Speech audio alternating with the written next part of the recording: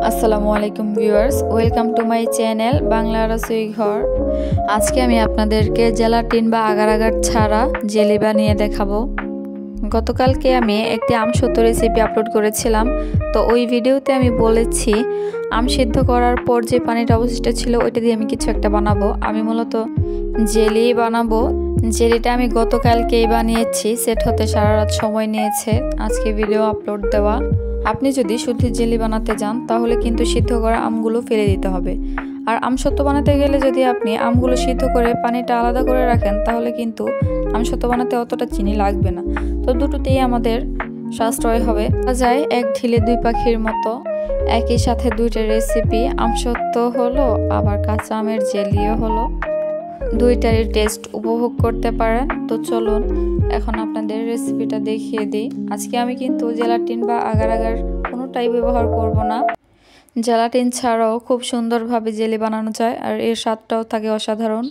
তো প্রথমেই জেলি বানানোর জন্য আম সিদ্ধ করার পর যে পানিটা অবশিষ্ট ছিল ওই পানিটা মেপে নিতে হবে। আমার এখানে 1 কাপ পানি হয়েছে, তো যতটা পানি ছিল অতটা পরিমাণে কিন্তু চিনি দিতে হবে। এই কারণে পানিটা মেপেই নিতে হবে।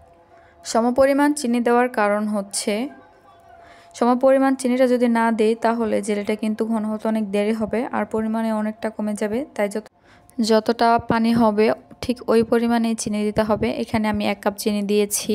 চিনিটা কিন্তু গলে গিয়েছে, এই যে দেখুন ফুটতেছে। এখন আমি ফুড কালার দিয়ে দিব 2-3 ফোঁটা। ফুড কালারটা দেওয়ার কারণ হচ্ছে দেখতে একটু সুন্দর হবে, জাস্ট এইটাই, আর কোনো কিছু না।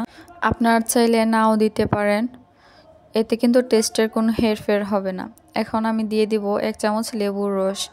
আপনারা যদি সারা বছর এটা সংরক্ষণ করতে চান তাহলে কিন্তু 1 চামচ ভিনেগার দিয়ে দিবেন। এখানে একটা টিপস, ভিনেগার যদি দেন তাহলে টেস্ট খুব ভালো হবে, সারা বছর সংরক্ষণও করতে পারেন।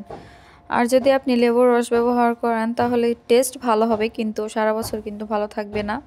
রসটা জাল করতে করতে যখন দেখবেন হাতে নিলে একতারের মতো হয় তখন চুলা থেকে নামিয়ে নেবেন। এই যে দেখুন আমার কিন্তু একতারের মতো হয়ে গেছে। এই যে আপনারা হাতে নিলেই বুঝতে পারবেন। যখন এরকম হবে তখন চুলা থেকে নামিয়ে নেবেন। গরম থাকা অবস্থাতেই যেটাতে সংরক্ষণ করবেন ঠিক ওইটাতে ঢেলে দিবেন। আমারটা কিন্তু হয়ে গেছে। এখন আমি নামিয়ে একটা পাত্রের মধ্যে ঢেলে নিয়েছি।